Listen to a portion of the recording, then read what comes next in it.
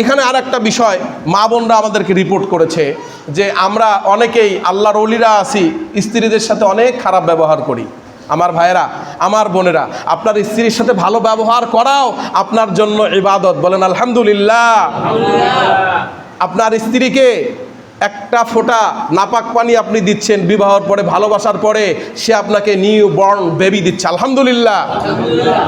মহিলাদেরকে যা দিবেন দ্বিগুণ করে ফেরত দিবে আপনাকে। আপনি তাকে ভালোবেসে কপালে একটা আদর করে চুমু দিবেন, সে তার কলিজাটা আপনার জন্য বের করে দিয়ে দিবে, সুবহানাল্লাহ। আপনি তাকে বাজার থেকে উৎকো খুস্কো কিছু শাক এনে দিবেন, কিছু মাছ এনে দিবেন, কিছু তরিতরকারি এনে দিবেন, সে আপনাকে এমন সুন্দর করে দস্তরখানায় রান্না করে খাওয়াবে, আপনি দেখে পুলকিত হয়ে যাবেন, খুশি হয়ে যাবেন, আলহামদুলিল্লাহ। আর যদি কষ্ট দেন তাহলে আপনার দুনিয়াতে জাহান্নাম কত প্রকার ও কি কি আপনারে আমার মা বোনেরা বুঝাইয়া দেবে, ঠিক কি না? এজন্য মাদের সাথে বোনদের সাথে ভালো ব্যবহার করবেন। আল্লাহ রসুল বলছেন তারা হলো কাচের মতো। কিসের মতো? জোরে চিপ দিয়ে ধরলে ভেঙে যাবে, খুব টাইট দিবেন ভেঙে যাবে, আবার বেশি আস্তে আস্তে আপনি এটা ঘষবেন না, ময়লা হয়ে যাবে। একবারে পুষ্পকমলভাবে তাদেরকে হ্যান্ডেল করতে হবে। নারীদের মন যদি বোঝেন তাহলে নিয়ামত, বলেন আলহামদুলিল্লাহ। আর যদি না বোঝেন তাহলে কিয়ামত। তাইলে কি কিয়ামত। এজন্য আমার মা বোনদের সাথেও ভালো ব্যবহার করতে হবে। আবার মা বোনরা যদি শুনে থাকে আপনারা সব কাজে পাকা, নামাজে পাকা, রোজার মধ্যে পাকা, তাসবিহ একেবারে যে গনে মাশাআল্লাহ 1 লাখ 100 লাখ বুইনা ফেলায়, আলহামদুলিল্লাহ। কিন্তু আমার মায়েরা বোনেরা স্বামীকে মানতে একটু কম পাকা, মানতে চায় না। স্বামীর আদেশ মানতে হবে। আর আমি 3টা কথা বলতেছিলাম, একটা হলো নিজের গুনাহ মাফ করতে হবে, একটা কি নিজের গুনাহ মাফ করতে হবে, সদাকা করতে হবে বেশি বেশি, কৃপণতা করবেন না। কালকেও বলেছি হাতটাকে প্রশস্ত করেন, যদি 20 কেজি নিতে চান তাহলে 10 কেজি ছেড়ে দেন। ইলাহা ইল্লাল্লাহু ওয়াহদাহু লা শারীকা লাহু আরসালাহু বিল হাক্কি বাশীরান ওয়া নাযীরা وداعيا إلى الله بإذنه وسراجا وقمرا منيرا فقد قال الله تعالى في كلامه المجيد وفي فرقانه الحميد সবাই কণ্ঠ উজাড় করে পড়ে না আউযু বিল্লাহি মিনাশ শাইতানির রাজীম বিসমিল্লাহির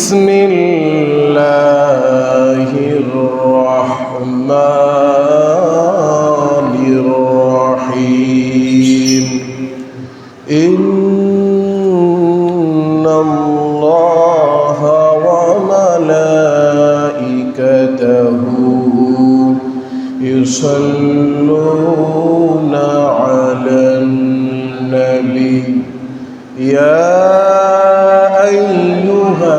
الذين آمنوا صلوا عليه وسلموا تسليما درود شريف পড়েন اللهم صل على محمد وعلى آل محمد كما صليت على إبراهيم وعلى آل إبراهيم إنك حميد مجيد আমার যত গুনাহ আছে মাফ করে দাও রমজানে, দুঃখ ব্যথা ভুলিয়ে দাও এই নামাহে রমজানে।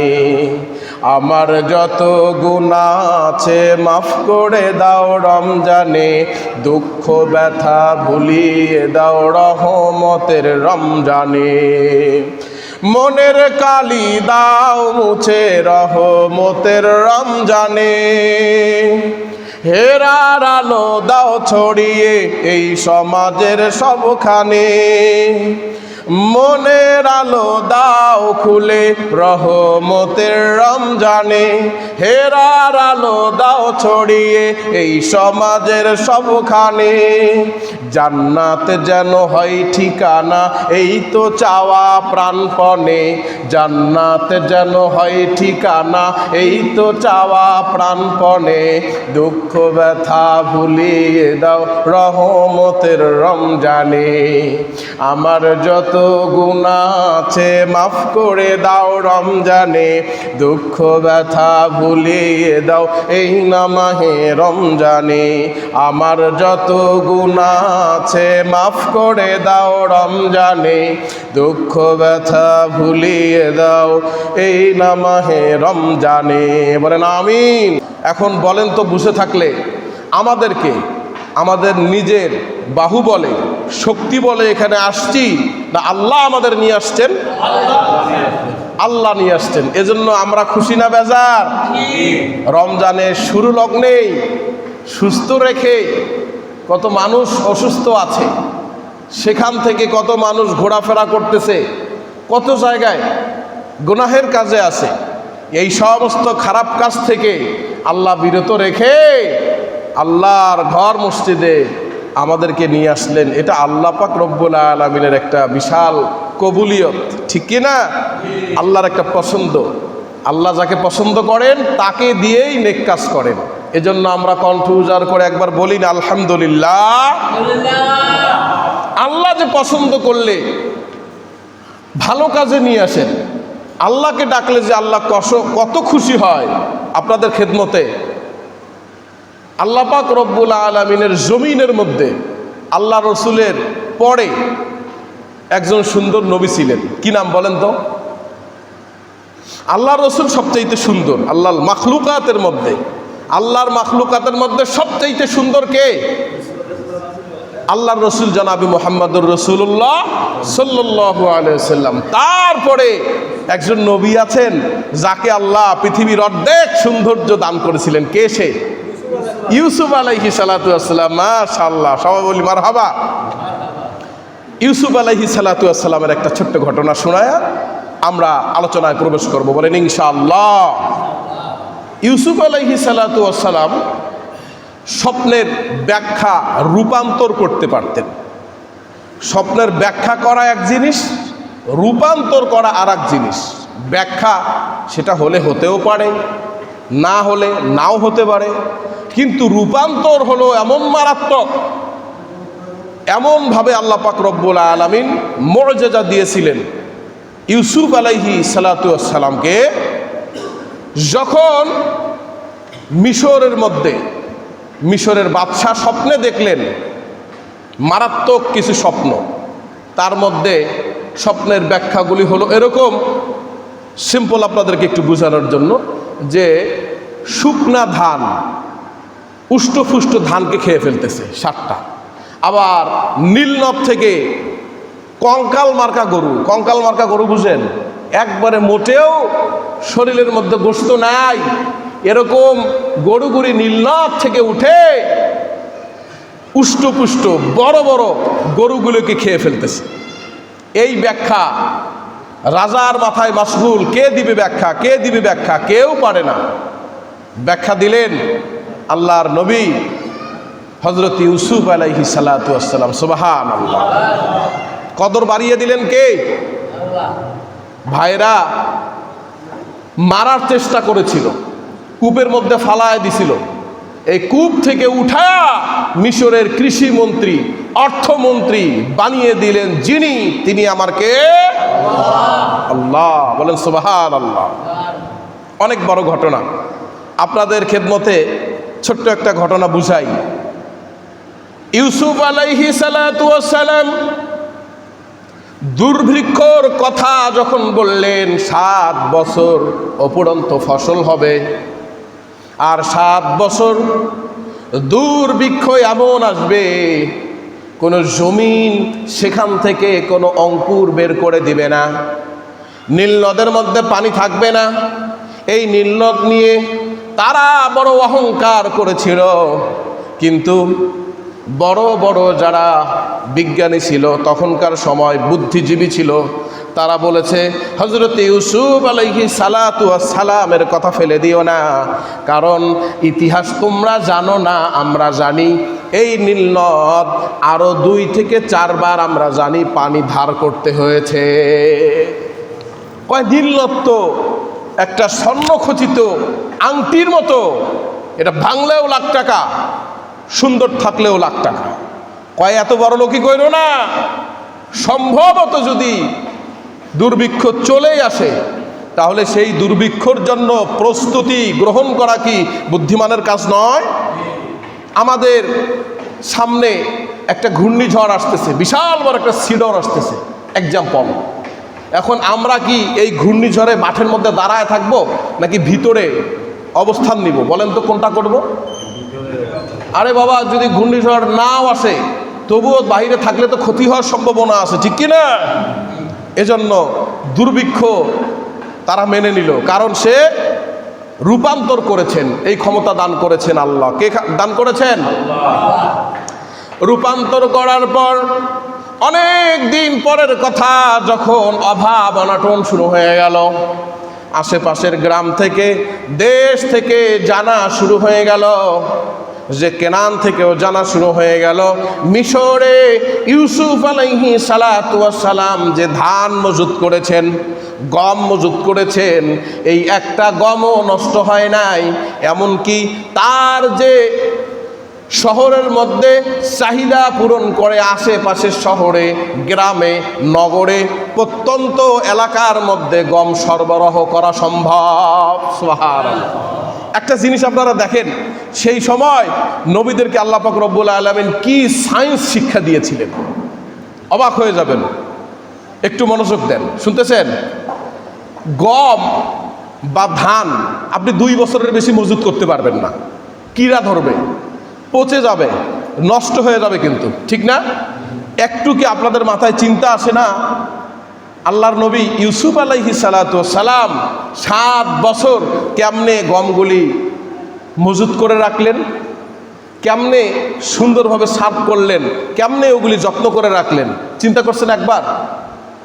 এই ঘটনা শেষে বলেছে ইউসুফ আলাইহিস সালাতু ওয়াস সালাম বলেছে যে তাদের গমগুলি নষ্ট হয়ে যাবে আমি জানি, কারণ যদি সাধারণ প্রক্রিয়ায় গম রাখা হয় এটা 1 থেকে 2 বছরের বেশি টেকে না, 1 থেকে 2 বছরের বেশি টিকে না।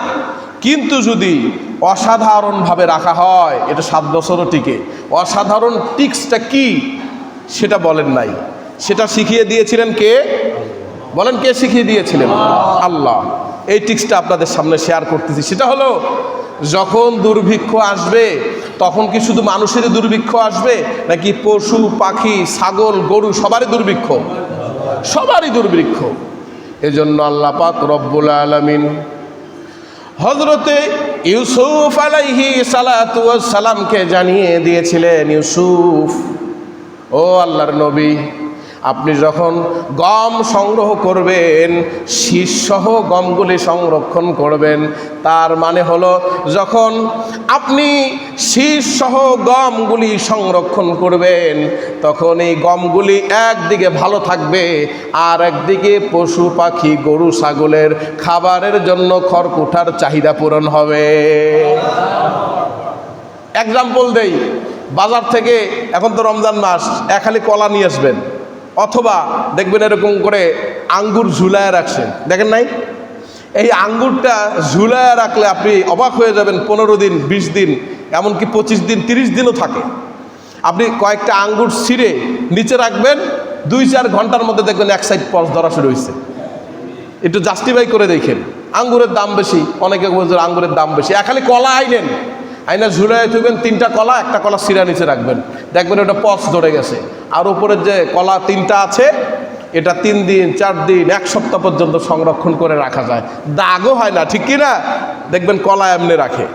তাহলে এখানে যে জ্ঞান দান করলেন, শীষ সহ ধান রাখলে বেশি দিন থাকবে, এই বুদ্ধি দান করেছেন কে? আল্লাহ। আমার মূল মাকসাদ হলো আপনাদেরকে আর একটা পয়েন্টে বোঝানো, সেটা হলো দুর্ভিক্ষর সময় যখন সবাইকে ধান দিচ্ছে, গভীর মনোযোগ। চাল দিচ্ছে, গম দিচ্ছে, এমন সময় একজন থলে নিয়ে আসলেন। থলে নিয়ে এসে থলেটা বাড়ায় দিল, দেন। যুবক মানুষ থলেটা দিছে, ইউসুফ আলাইহিস সালাতু ওয়াস সালাম ওখানে বসা, কয় দাও, দিয়ে দাও। লাইন ভেঙে আসছে, একটা অপরাধ করছে, থলেটা বাড়ায় দিছে, কয় দাও, বিদায় করো। হয়তো অভাবী মানুষ, কষ্ট মনে হয় বেশি হচ্ছে, দিয়ে দেই, দিয়ে দিছে। দেওয়ার পরে পুটলিটা একটু ঝাঁকাঝাঁকি কইরা নিচে নিয়ে গেছে, ধানটা একটু ঝাঁকাঝাঁকি করে না দিলে, আবার পুটলিটা এমন করে বাড়িয়ে দিয়েছে।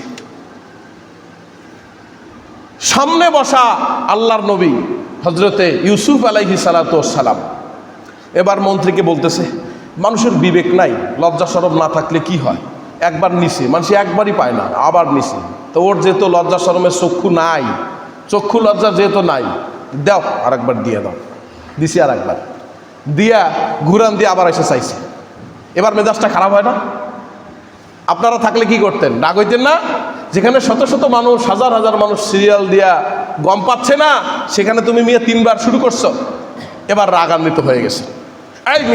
এই ব্যক্তি, এই শোনেন, এদিকে শোনেন, এই আপনি মানুষ, আপনার বিবেক আছে? আপনি পাগল না তো?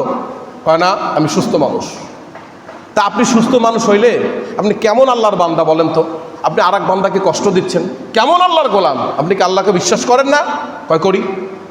আপনি যে আল্লাহর নবী তাও জানি, এটা তো কঠিন পাগল। তা 3 বার নিলেন যে, 3 বার নিলে আর মানুষগুলি নেয় কীভাবে? আপনি তো বেইনসাফি করলেন, জুলুম করলেন, এটা ঠিক করেন নাই। কয় আর একবার দিতে হবে। এখন নিতাম 3 বার, বস্তা বাড়ায় দিছে, কয় আর একবার দিতে হবে। কোন মার হবা? ইউসুফ আলাইহিস সালাতু ওয়াস সালাম এবার আরও রাগান্বিত হইলেন। কয় ব্যক্তি, এই আপনি কে? আপনি কি মেম্বার অফ পার্লামেন্ট? আপনি কি রাজা প্রজার কোনো সন্তান? আপনি কি হয়ে গেছেন, নাকি নবীর আওলাদ? আপনার আবার দিতে হবে। এই এদিকে আসেন। এবার সামনে নিয়ে এসে জিজ্ঞেস করছে, কয় তাইলে 4 বার দিলে আমি চলে যাইতাম, এবার আর 4 বার দিলে চলে যাব না। আমার বাঁচতে খাইতে যতগুলো ধান লাগে, গম লাগে, সবগুলো দেবেন আপনি। কয় মুসিবত, তুমি কে? তোমার পরিচয় দাও। কয় আমার পরিচয় দিলে আপনার সারা জীবনের খরচ আপনারা দিতে হবে। কয় তা দিব, আগে পরিচয় দাও। এবার ইউসুফ আলাইহিস সালাতু ওয়াস সালামকে বলছেন, আল্লাহর নবী আমার সাথে রাগ করবেন না, তাহলে জরিমানা আরো বাড়ায়া দিব। আমার সাথে রাগ করবেন না, আমার সাথে চটপট দেখাবেন না, আমার সাথে হুমকি ধামকি দিয়ে কথা বলা যাবে না। কয় তুমি কে আসছো, তোমার সাথে হুমকি ধামকি দিয়ে কথা বলা যাবে না? কয় এতদিন আমার পরিচয় গোপন রেখেছি, আজকে যেহেতু আপনি আমার দিকে আঙ্গুল উঁচু করেছেন, আজকে আর আমার পরিচয় গোপন রাখবো না। আমার পরিচয় আজকে খোলাসা করে দিব, আজকে উন্মুক্ত করে দিব, উন্মোচিত করে দিব। শুনুন, আপনি যখন বিপদের মধ্যে পড়ে গিয়েছিলেন, হযরত ইউসুফ আলাইহিস সালাতু ওয়াস সালামকে বলছেন, আল্লাহ ছাড়া দেখার মতো কোনো মাখলুক আপনাকে সাহায্য করার মতো ছিল না। আপনি এমন বিপদের মধ্যে পড়ে গেলেন, জুলাইখা তার 7ম দরজার ভিতরে জিনার কাজ করার জন্য আপনাকে ঢুকাইছিল, আপনাকে আবদ্ধ করে ফেলেছিল। আপনি হয়তো জানেন না আল্লাহ আপনাকে সাহায্য করেছে কতভাবে। হয়তো আপনি চোখে দেখাটা দেখেছেন, কিন্তু যেটা দেখেন নাই আল্লাহ পাক রব্বুল আলামিন কেমনে সাহায্য করেছেন শুনুন। শুনুন, আপনি যখন দরজা দিয়ে দৌড় দিলেন, দরজাগুলি আবদ্ধ ছিল, মজবুত, মিশরের সবচাইতে উন্নত মানের তালা দিয়ে আবদ্ধ করা ছিল। এই যখন দৌড় দিলেন, আল্লাহ পাক রব্বুল আলামিন খুশি হয়ে গেলেন, ওই 7টা দরজার তালা রব্বুল আলামিন খুলে দিলেন। খুলে দিয়ে পড়ছেন কার সামনে? বাঘের সামনে তো পড়ছিলেন, যার স্ত্রী, তার সামনে পড়ছিলেন, আজিজে মিশরের সামনে। মহিলারা কিন্তু মারাত্মক চক্রান্তবাজ, নগদে পাল্টি দেয়, কষ্ট পায় না। আবার তখন একটা উক্তি ছিল, সারা পৃথিবীর মধ্যে অনেকে কোরআনের উক্তি হিসাবে চালায়া দেয়, না না, এটা কোরআনের উক্তি না। এটা হলো ওই বাদশা আজিজে মিশর বলেছিল, নিশ্চয়ই নারীদের চক্রান্ত বড় ভয়ঙ্কর। ঠিক কিনা? ভুক্তভোগী যারা তারা কয় ঠিক, যারা একটু আরামে আছে তারা ঠিক কয় না। আল্লাহ আমাদের নারীদেরকে, মা বোনদেরকে কোরআন ওয়ালা বানায় দেন, বলেন আমিন। যাই হোক, সর্বশেষ যখন বাঘের সামনে পড়ে গেছে আজিজে মিশর, বুঝতেছেন কথা আমার, আজিজে মিশরের সামনে পড়ে গেছে, 7 নম্বর দরজা খুলে দেখেন ইমানের পরীক্ষা আল্লাহ কেমনে নেয়, ইমানওয়ালাকে আল্লাহ কেমনে বাঁচায়। ইমান যদি অন্তরে থাকে সব বিপদ আপদ তুচ্ছ, আল্লাহ পাক সাহায্য করেন সর্বোচ্চ। সুবহানাল্লাহ। যত বিপদ আসুক, লা তাকনাতু মির রাহমাতিল্লাহ, আমার ভাইয়েরা, আশা ছাড়া যাবে না। আশা ছাড়া যাবে? ভরসা রাখবেন কার উপর? আল্লাহর উপর ভরসা রাখতে হবে। দেখেন, আল্লাহর প্রতি অবিচল আস্থা এবং বিশ্বাস থাকলে আল্লাহ কত বড় বিপদ থেকে বাঁচায়। এবার ওই যুবক বলতেছে, শুনেন, বাচ্চার সামনে তো পড়ছিলেন, বাঘের সামনে জুলাইখা এবং তার যে দাসীগুলি ছিল তারা অকপটে একবারে সুন্দরভাবে বলে দিল, কোনো জড়তা ছাড়াই, যে 1 নম্বর দোষী হলো ইউসুফ। নাউজুবিল্লাহ, আল্লাহর নবীকে দোষী বানালো। জুলাইখা একটু ন্যাকা কান্না কাঁদলেন। ন্যাকা কান্না বুঝেন? কান্দে না, ন্যাকা কান্না শুরু করলেন। যা আছে লেখা তাই বলছি। ন্যাকা কান্না করার পরে দেখেন কাকে বিশ্বাস করেছেন।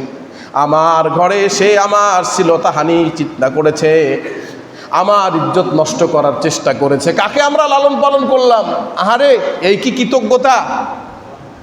কলিজা খুইলা খাওয়াইলাম, ভুনা কইরা কয় লবণ কম হইছে, এই কি অকৃতজ্ঞতার ধরন! এত অকৃতজ্ঞ মানুষ কেমনে হয়? ইউসুফ আলাইহিস সালাতু ওয়াস সালাম এই নাটক দেখে মনে হলো তার পায়ের নিচে জমিন নাই। আরে আপনি আসতেছেন রাস্তা দিয়ে চা খেয়ে বাসায়, আপনারা বানাইছে মার্ডার কেসের আসামি, আপনার নিচে মাটি আছে? বোঝে না, আমার মুসল্লি কথা বোঝে নাই। আপনি রাস্তা দিয়ে আসতেছেন, হাজী সাহেব মক্কায়, মামলা হয় বাংলায়, তাহলে আপনার খারাপ লাগবে কি লাগবে না? কথা বোঝে নাই। আপনি রাস্তা দিয়ে আসতেছেন চা খেয়ে, আপনাকে মার্ডার কেসের আসামি বানাইল কোনো এক ব্যক্তি, আপনার মনে হবে যে আল্লাহ জমিনটা ফাঁক হয়ে যাক, আমি জমিনের ভিতরে ঢুকে যাই, ঠিক কি না? ইউসুফ আলাইহিস সালাতু ওয়াস সালাম এক তো ছিলেন পাক পবিত্র, এক ছিলেন আল্লাহ পাক রব্বুল আলামিনের নবী। আল্লাহর ভয় তার ভিতরে সব সময় রয়। সে কিভাবে এত বড় গুনাহ করতে পারে, এই চিন্তা করে চোখের পানি ছেড়ে যখন সাহায্য চাইলেন আল্লাহর কাছে, সাথে সাথে আল্লাহ পাক রব্বুল আলামিন আসমান থেকে সাহায্য পাঠিয়ে দিলে। আরো আস্তে কয়েন সুবহানাল্লাহ, কেউ যেন না শুনে, কেন সুবহানাল্লাহ, আস্তে কোন, জোরে বলেন সুবহানাল্লাহ। আপনারা কি অ্যাক্টিভিটিস বুঝেন না, ন্যারেশন বুঝেন না? আস্তে বললে জোরে, জোরে বললে আস্তে। আল্লাহ আমাদের বোঝার তৌফিক দান করুক। কিন্তু সুবহানাল্লাহ জোরে বললে কি হয়? এটা তো আমাদের চালান। এই চালান দিয়ে আমি বারবার বলি, আল্লাহ জান্নাতে বালায় দিবেন আমাদেরকে দালান। সুবহানাল্লাহ, আরেকবার বলেন সুবহানাল্লাহ। এগুলি আমাদের আখিরাতের চালান। ছোট্ট ছোট্ট কালিমাতানি হাবিবাতানি ইলার রহমান সাকিলাতানি ফিল মিজান খফিফাতানি আলাল লিসান সুবহানাল্লাহি ওয়া বিহামদিহি সুবহানাল্লাহিল আযীম। রাসূলুল্লাহ বলেন, এই ছোট্ট ছোট্ট দোয়াগুলি যারা পড়বে, সুবহানাল্লাহ, আলহামদুলিল্লাহ, লা ইলাহা ইল্লাল্লাহ, আল্লাহু আকবার, এই ছোট্ট ছোট্ট কালিমাগুলি যারা পড়বে, দুনিয়ার মধ্যে মনে হবে ছোট্ট ছোট্ট ছোট্ট কালিমা, কিন্তু লা ইলাহা ইল্লাল্লাহ মুহাম্মাদুর রাসূলুল্লাহ, আল্লাহু আকবার, সুবহানাল্লাহ, ছোট্ট ছোট্ট কালিমাগুলো যদি এক পাল্লায় রাখা হয়, তামাম বিশ্বের সকল আসমান জমিন, নক্ষত্র, ইউরেনাস, ব্ল্যাক হোল যদি এক পাশে রাখা হয়, আল্লাহ পাক রব্বুল আলামিনের ছোট্ট একটা কালিমার ওজন কোটি কোটি মিলিয়ন ট্রিলিয়ন গুণে বেশি হয়ে যায়। এই জন্য সুবহানাল্লাহর জোর একটু ধাক্কা দিয়েই কইেন, পারবো তো ইনশাআল্লাহ। যে কথা বলতেছিলাম, মুসলমান ভাইরা রে আমার, একটা আমল শিখাই দেই। সকালে 50 বার, বিকালে যদি 50 বার আমরা আমল করতে পারি, আল্লাহ পাক রব্বুল আলামিন কিয়ামতের দিন, কঠিন মুসিবতের দিন, তার কখনো নেকির অভাব হবে না। সুবহানাল্লাহ বলেন। জি, একটু আগেই বললাম, সন্ধ্যার আগে আগে বলবেন সুবহানাল্লাহি ওয়া বিহামদিহি সুবহানাল্লাহিল আযীম। বলেন তো সুবহানাল্লাহি ওয়া বিহামদিহি সুবহানাল্লাহিল আযীম। সকালে ফজরের পরে 50 বার। খুব কি দেরি লাগবে? দেরি লাগবে না, 2-4 মিনিট লাগবে। আমল শিখাই দেই, সুবহানাল্লাহি ওয়া বিহামদিহি সুবহানাল্লাহিল আযীম। অন্যান্য সময় যদি পাইতেন 700 নাকি, এখন রমজান মাস, এখন যদি আপনি এটা একবার তেলাওয়াত করেন তাহলে 7,000 7,00,000 কোটিও হতে পারে। আপনার নিয়ত এবং আপনার খুলুসিয়াত যতটুক, আল্লাহ পাক রব্বুল আলামিন আমলের মধ্যে বরকত দিবেন ততটুক। বলেন আমিন। যেই কথা বলতেছিলাম, ব্যাক টু দ্য পয়েন্ট। মুসলমান ভাইরা রে আমার, এবার ওই যুবক বলল, আল্লাহ ছাড়া আপনার সাক্ষী কেউ নাই, আপনাকে সাক্ষী কেউ দিতে পারে না। যারা যারা দেখছি সব তো আপনার উল্টা দিকেই, সব আপনার বিরুদ্ধে, সবাই আপনার বিরুদ্ধে সাক্ষী দিচ্ছে, কেউ আপনার পক্ষে সাক্ষী দিচ্ছে না। কারণ হচ্ছে আজিজে মিশরের স্ত্রী বলে কথা, কে সাক্ষী দিয়ে আবার গর্দানটা হারাবে? ঠিক না? এখানে তো মুশকিল ব্যাপার। ইউসুফ আলাইহিস সালাতু ওয়াস সালাম দাঁড়িয়ে রইলেন আর সাহায্য প্রার্থনা করলেন একজনের কাছে, তিনি আমাদেরকে আল্লাহর নাম বলতে যেন কণ্ঠ ছোট হয়ে না যায়। কণ্ঠ সবসময়, যতদিন রাসূলুল্লাহ বলেন আল্লাহু আকবারের ধ্বনি মুসলমানদের কণ্ঠে উচ্চ স্বরে হবে, ততদিন এই মুসলমানকে কেউ দমিয়ে রাখতে পারবে না। আল্লাহু আকবার, আল্লাহর নামটা জোরে জোরে বলতে হবে। এজন্য আমি বলি, আল্লাহ বলে ডাক রে বান্দা, আল্লাহ বলে ডাক, আল্লাহ আল্লাহ ডাকতে ডাকতে জীবন যাকার থাক। আল্লাহ বলে ডাক রে বান্দা, আল্লাহ বলে ডাক, আল্লাহ আল্লাহ ডাকতে ডাকতে জীবন যাকার থাক। বলেন আমিন। আল্লাহরে ডাকবো তো ইনশাআল্লাহ। ইউসুফ আলাইহিস সালাতু ওয়াস সালাম দাঁড়িয়ে রইলেন। ডানে তার বিপক্ষে মানুষ, বামে তার বিপক্ষে মানুষ, কেউ তার পক্ষে কথা বলার মতো দুঃসাহস দেখাচ্ছেন না। সাহায্য নাজিল হয়ে গেছে। পাশের রুমে একটা ছোট্ট বাচ্চা ছিল। এই বাচ্চাটা মাত্র 6 মাস, কোনো রেওয়াজে আসছে 4 মাস। এখন আপনারা এখানে যারা আছেন বলেন তো, 6 মাসের বাচ্চা কথা বলে, এরকম আছে? আল্লাহ চাইলে বলতে পারে কি না? পারে। 6 মাসের বাচ্চা, কান্না বন্ধ হয়ে গেল। আজিজে মিশর বলতেছে, তোমার কি কোনো সাক্ষী আছে? কিছুই বলতে পারে না। আপনি তো জানেনই না, আপনি দোষ করেন নাই, আপনার তো সাক্ষী নাই। কে সাক্ষী দেবে? রাজার স্ত্রীর বিরুদ্ধে আজিজে মিশরের স্ত্রী যেখানে ডিরেক্ট জড়িত, এর বিপক্ষে কে সাক্ষী দেবে? কারো আছে কলিজার পাটা? কেউ দিচ্ছে না। কিন্তু ওয়ামাকারু ওয়ামাকারাল্লাহ ওয়াল্লাহু খায়রুল মাকিরিন। কাফেররা, মুশরিকরা চক্রান্ত করবে, ষড়যন্ত্র করবে, আর আল্লাহ পাক রব্বুল আলামিন বলেন করে করুক, কোনো সমস্যা নাই। উত্তম পরিকল্পনাকারী, উত্তম কৌশল অবলম্বনকারী হলাম আমি আল্লাহ। বলেন তো, উত্তম পরিকল্পনাকারী, কৌশল অবলম্বনকারী কে? আল্লাহ। সাহায্য করলেন কেমনে দেখেন। ছোট বাচ্চা এসে বলল, আমি সাক্ষী। ইউসুফ আলাইহিস সালাতু ওয়াস সালাম বলল, পাইছি, এই যে আমার সাক্ষী। আজিজে মিশর থমকে গেল।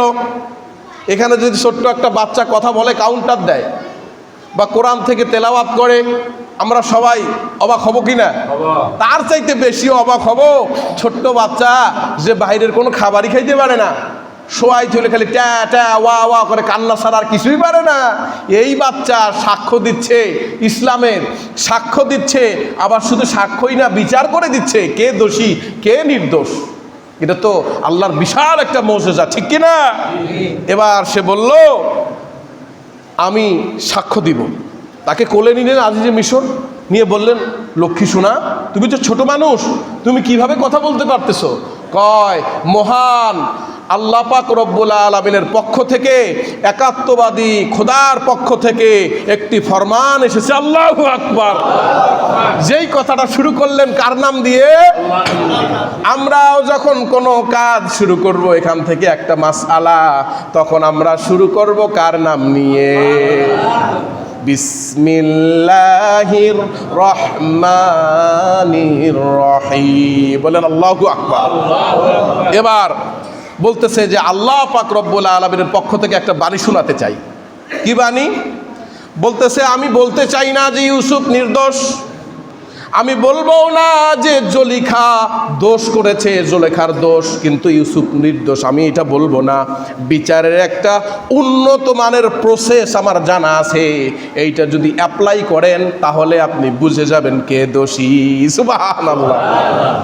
আল্লাহ পাক রব্বুল আলামিন এই বাচ্চার মধ্যে জ্ঞান দান করলেন, আর আল্লামাহুল বায়ান, কথা বলার শক্তি দান করেছেন কে? আল্লাহ। যে কাউকেই করতে পারে, পারে কি না? উটনি কথা বলেছে, কুকুর কথা বলেছে, আবার আমাদের মোজেজা সম্পর্কে আমরা এখনো দেখি ময়না পাখি কথা বলে, টিয়া পাখি কথা বলে, ঠিক না? বলে কি না? বলে। তো এবার ছোট বাচ্চা বলতেছে, আমি তো দোষীকে, এটা আপনাকে এমন একটা রেফারেন্স দিব আপনি নিজেই বুঝতে পারবেন দোষীকে। কয় ঠিক আছে, রেফারেন্সটা দাও।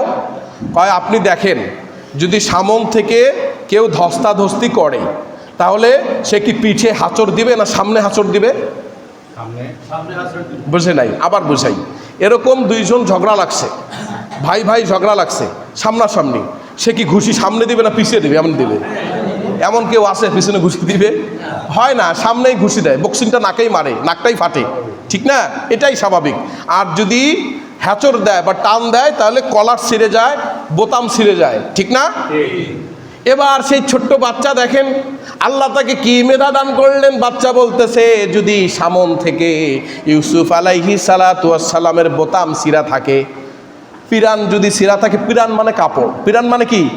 কাপড়। যদি পিরান ছিঁড়া থাকে তাহলে সে দোষী, আর যদি সামন থেকে পিরান ছিঁড়া না থাকে, পেছন থেকে পিরান ছিঁড়া থাকে, তাহলে অবশ্যই অবশ্যই জুলেখা দোষী। ইউসুফ আলাইহিস সালাতু ওয়াস সালামকে দাঁড় করা হলো, সামনে প্লেস করে বলা হলো যে তাকে ঘুরাও, আমি তাকে দেখতে চাই। তাকে ঘুরানো হলো, সামনেটা অক্ষত আছে, কিন্তু পিছন থেকে যে থাবা মারছে, থাবা মারার পরে পিছনের কাপড়টা ছিঁড়ে গেছে। দেখতেছে যে পিছনের কাপড়টা ছিঁড়া, এর মধ্যে আর কোনো লুকাছাপা নাই, সত্য পানির মতো, দিনের আলোর মতো পরিষ্কার, দোষী হলো জুলেখা, ঠিক কিনা? আল্লাহ সত্য প্রচার করে দিলেন। এরপর বাচ্চাটাকে নিয়ে যাওয়া হলো। বাচ্চা যখন এই কথা বলল, যদি অন্য কোনো মানুষ হতো, অন্য কোনো দারওয়ান হতো, অন্য কোনো দাসী হতো, আল্লাহ পাক রব্বুল আলামিন কত বড় কৌশল অবলম্বনকারী বসেন, তাহলে তাকে কতল করত, নির্যাতন করত, নিপীড়ন করত, আমাদের বর্তমান সমাজের মতো, ঠিক কিনা? কিন্তু আল্লাহ ছোট্ট বাচ্চা দিয়ে সাক্ষী দিয়েছেন, যাতে করে কোনো এফেক্ট, কোনো মামলা হামলা আর কোনো বিচার কার্যকর তার উপরে করা না হয়। সুবহানাল্লাহ। আপনি আমি সাক্ষী দিলে তো একবারে ৩৯ বছর জেলখানা। শুনছিলাম কিছুদিন আগে যে ৯০ বছরের জেল, কার জানো, পত্রিকায় দেখছিলাম। আল্লাহ আমাদের এরকম মিথ্যা মামলা থেকে, মানুষের এরকম ব্ল্যাক ম্যাজিক থেকে, মানুষের ক্ষতিকর দৃষ্টি থেকে আমাদেরকে হেফাজত করেন, বলেন আমিন। এখন এই কথাটা বুঝালাম কেন? সে বলতেছে, ওই যুবক বলতেছে যে সেই দিন তো সাক্ষী কেউ দেয় নাই, সাক্ষী যে দিয়েছিল তিনি আর কেউ নয়, যিনি সাক্ষী দিয়েছিলেন তিনি হলাম আমি। আমি আজকে বড় হয়ে গেছি, আমার মা খেতে পাচ্ছে না, আমার বাসায় কত অভাব অনাটন, তো আমি ছোট্টবেলায় সাক্ষ্য দিয়ে তোমাকে কি করেছি? উদ্ধার করেছি। তো বলো, তোমার কাছে কি আমি আমার জীবন চলার জন্য সুন্দরভাবে খাবার দাবার এবং সুন্দরভাবে একটা চলার মতো রুটি রোজগারের রিজেক আমি তোমার কাছে পাই না?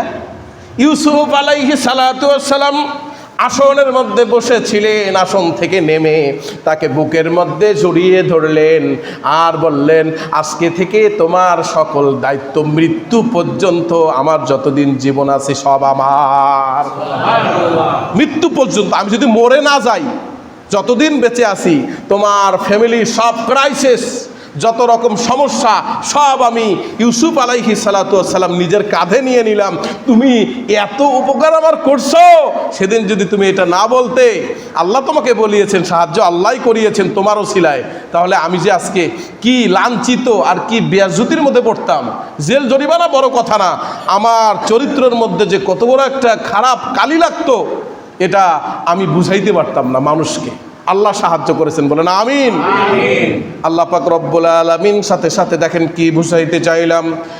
ইউসুফ আলাইহিস সালাতু ওয়াস সালামকে ডাক দিলেন আর বললেন, ইউসুফ একবার তোমার উপকার করেছে, একবার তোমার প্রশংসা স্বীকার করেছে, তোমার প্রশংসা করেছে, তোমার পবিত্রতার প্রশংসা করেছে, তুমি এত খুশি হয়ে গিয়েছো। আমি আল্লাহ পাক রব্বুল আলামিনের প্রশংসা যদি কোনো বান্দা চোখের পানি ফেলে করতে পারে, আল্লাহর কসম আমি আল্লাহ পাক রব্বুল আলামিন তার চোখের পানি নাকের ডগায় আসার আগে আগে আমি রব্বুল আলামিন তাকে বেগুনা মাসুম বানায় দেই। কি বুঝাইলাম বুঝছেন? একবার তার প্রশংসা আদায় করছে, জীবনে একবার উপকার করছে, এই জন্য ইউসুফ আলাইহিস সালাতু ওয়াস সালাম এত খুশি হয়েছেন। আল্লাহ পাক বললেন যে আমার বান্দারা যদি আমারে একবার প্রশংসা করে, আমি ইউসুফ তোমার চাইতে বেশি খুশি হই। সুবহানাল্লাহ। তাহলে প্রশংসা করব কার? রব্বুল আলামিন সূরাতুল বাকারার 186 নম্বর আয়াতে বলেন, ওয়া ইযা সাআলাকা ইবাদি আন্নী ফাইন্নী করিব উজিবু দাওয়াতাদ দাঈ ইযা দাআন। আল্লাহু আকবার। রব্বুল আলামিন বলেন, হে রসুল আপনি জানিয়ে দেন মুহাম্মদ সাল্লাল্লাহু আলাইহি ওয়াসাল্লাম, আল্লাহ পাক রব্বুল আলামিনের সম্পর্কে যখন মানুষ আপনাকে জিজ্ঞেস করবে, আল্লাহ সম্পর্কে যখন আমার সম্পর্কে জিজ্ঞেস করবে, তখন আপনি তাদেরকে বলে দিবেন তোমাদের স্বীয় রব যত কাছে, তোমার আল্লাহ পাক রব্বুল আলামিন তোমার তার চাইতেও কাছে। আমরা যখন আল্লাহকে ডাকি, আল্লাহ পাক রব্বুল আলামিন আমাদের ডাকে সাড়া দেন। আল্লাহ পাক আর এক জায়গায় বলেন, ফাযকুরুনি আযকুরুকুম ওয়াশকুরুনি ওয়ালা তাকফুরুন। বলেন আল্লাহু আকবার। যখন আমরা আল্লাহ পাক রব্বুল আলামিনের জিকির করি, কোরআনে পাক থেকে তেলাওয়াত করি, কোরআনে কারিম থেকে তেলাওয়াত করি, আফদলুল ইবাদাতি তেলাওয়াতুল কোরআন, সবচাইতে উত্তম ইবাদত হলো নফল নামাজের মধ্যে, নফল কাজের মধ্যে আল্লাহ পাক রব্বুল আলামিনের কোরআনের কারিম তেলাওয়াত করা। আফদলুল ইবাদাতি তিলাওয়াতুল কোরআন, অর্থাৎ নফল কাজের মধ্যে সর্বোত্তম হলো আল্লাহ পাক রব্বুল আলামিনের কোরআনে পাক তেলাওয়াত করা। বলেন আমিন। এই রমজান হলো কোরআন তেলাওয়াতের মাস, নাজিলের মাস। এই রমজানে আমরা কোরআন বেশি বেশি পড়বো না কম কম পড়বো? আমার মুসল্লিরা, সম্মানিত ভাইরা রে আমার, বলেন তো কোরআন মানে কি? কেউ কি পারবেন? কোনো লজ্জা নাই, কেউ কি পারবেন কোরআন মানে কি? না পারলে আমিই বলে দিচ্ছি। কোরআন মানে হলো, একজন বলছে সম্মানিত গ্রন্থ, না বিষয়টা সঠিক নয়। কোরআন মানে হলো বহুল পঠিত, বারবার পড়া। আল্লাহু আকবার। হাফেজ, হাফেজ মানে কি? হাফেজ মানে হলো সংরক্ষণকারী, কোরআনের হাফেজ। তার মানে কোরআন মানে হলো বারবার পড়া। কোরআন মানে কি? বারবার পড়া, বহুল পঠিত। আপনারা বলেন তো পৃথিবীর মধ্যে সবচাইতে বেশি পঠিত কিতাব কোনটি? এটা তো পারছেন, আলহামদুলিল্লাহ বলেন। তাহলে কোরআন মানে কি করা? বেশি বেশি পড়া, বারবার পড়া। জন্মের পর থেকে, আমার বুঝার পর থেকে সূরাতুল ফাতিহা যে তেলাওয়াত করতেছি, কোনো দিন, কালকে তারাবি শুরু হয়ে গেছে, কালকের আগের দিন থেকে পড়তেছি, আমরা যতদিন বেঁচে আছি পড়বই। আচ্ছা, কেউ কোনো দিন বললো না যে হুজুর সূরা ফাতিহাটা আর ভাল লাগতেছে না, বোরিং হয়ে গেলাম? আমারে কেউ বলে নাই। আপনাদেরকে কেউ কি কেউ কানে কানে বলছে? কেউ কাউরে বলছে? কারণ কি? এর ভিতরে মজা দিলেন কে? আল্লাহ। আল্লাহ দিলেন। আপনি যত জনপ্রিয়, যত সুপারহিট, ডুপার হিট গান শোনেন না কেন, একবার, দুইবার, পাঁচবার, সাতবার, 50 বার যদি কানের কাছে বাজায়, তখন মেজাজটা থাকবে যে ওই বক্সটা নিয়ে একটা আছাড় মারি, মেজাজটা খারাপ হয়ে যায় না? সে যত সুন্দর আর মনোমুগ্ধকর গান হোক, যতই কথার গাঁথুনি আর যতই সুন্দর স্মৃতিমধুর হোক, 50 বার শুনলে আর ইচ্ছা করে না। যাই হোক, মূল মেসেজ আপনাদেরকে দিয়ে দেই, সেটা হলো আমরা রমজান মাসে কোরআন শরীফ কম পড়বো না বেশি? নামাজ অন্য সময় যে সুন্নত পড়ছেন, এই সুন্নত যদি এখন পড়েন, এটা নফল আর থাকে না, এই সুন্নত আর থাকে না। সুন্নত পড়লে ফজরের সওয়াব কে দেয়? আল্লাহ। একবারে ফরজ নামাজের সওয়াব পেয়ে যাচ্ছেন সুন্নত পড়লে। আগে পড়ছেন নফল নামাজ পড়লে নফলেরই সওয়াব পাইছেন, কিন্তু এখন যদি নফল পড়েন সেটাকে সুন্নতের পর্যায়ে দিয়ে দিবেন কে? আল্লাহ। আর যদি সুন্নত পড়েন, ফরজ নামাজ আদায় করলে যেই সওয়াব, সেই সওয়াব আল্লাহ পাক রব্বুল আলামিন আমলনামায় দিবেন।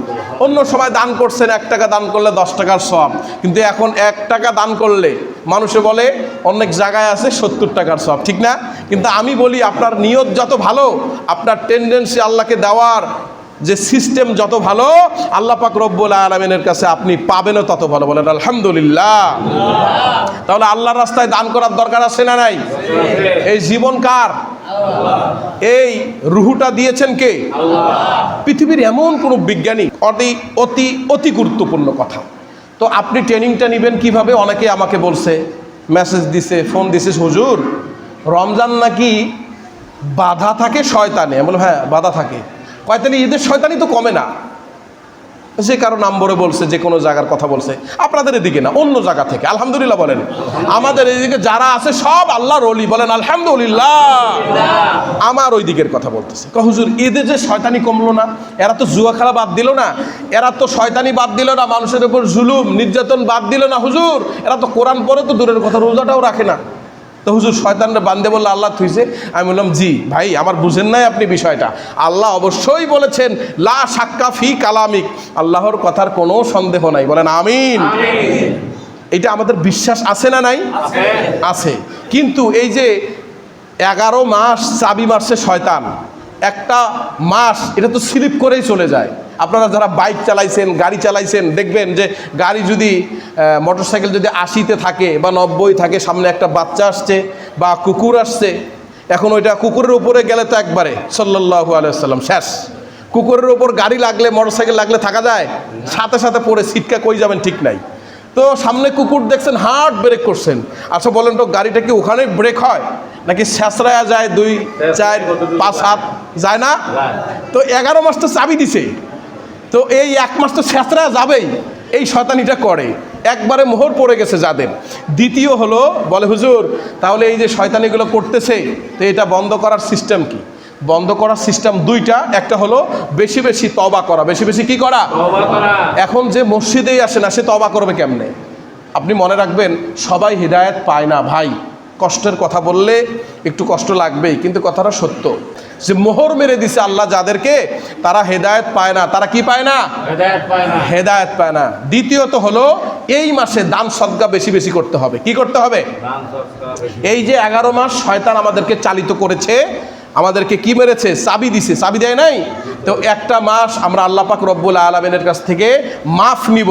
3টা জিনিস রাসূলুল্লাহ সাল্লাল্লাহু আলাইহি ওয়াসাল্লাম দোয়া করেছেন, আল্লাহ কবুল করে নিয়েছেন। একটা আমি মাঝে মাঝেই বলে থাকি, প্রত্যেকবারই বলবো, রমজান যতদিন আছে বলতেই থাকবো। একটা হলো নিজের গুনাহ মাফ করব। নিজের গুনাহ কি করব? মাফ করব। এজন্য দানটা বেশি করা দরকার। কারণ হচ্ছে আল্লাহ পাক রব্বুল আলামিনের রাগ ক্রোধ কমাতে গেলে আল্লাহ পাক রব্বুল আলামিনের রাস্তায় সদকা করতে হবে, দান করতে হবে। দ্বিতীয় নম্বর হচ্ছে, বাবা মা যদি বেঁচে থাকে তার জন্য দান সদকা করেন, তার জন্য সেবা যত্ন করেন। যদি বাবা মা নারাজ থাকে, আল্লাহর কসম কাবা শরীফের ইমাম হলেও একটা সেজদা আপনার কবুল করবেন না আল্লাহ। বলেন নাউজুবিল্লাহ। 3 নম্বর, বেশি বেশি রাসূলের উপর দরুদ পড়বেন, তাহলে স্বপ্ন জেগে নবীকে দেখায় দিবেন কে? আল্লাহ দেখায় দিবেন। নবীকে দেখতে চান? দেখতে চান? তাহলে ডান কাত হয়ে কমসে কম 100 বার করে দরুদ সালাম, ছোট ছোট দরুদ শরীফ আছে, সাল্লাল্লাহু আলাইহি ওয়াসাল্লাম, বলেন সাল্লাল্লাহু আলাইহি ওয়াসাল্লাম, 100 বার করে পড়ে ডান কাতে শুবেন। আল্লাহ পাক রব্বুল আলামিন রসুলকে দেখায় দিবেন। বলেন আমিন।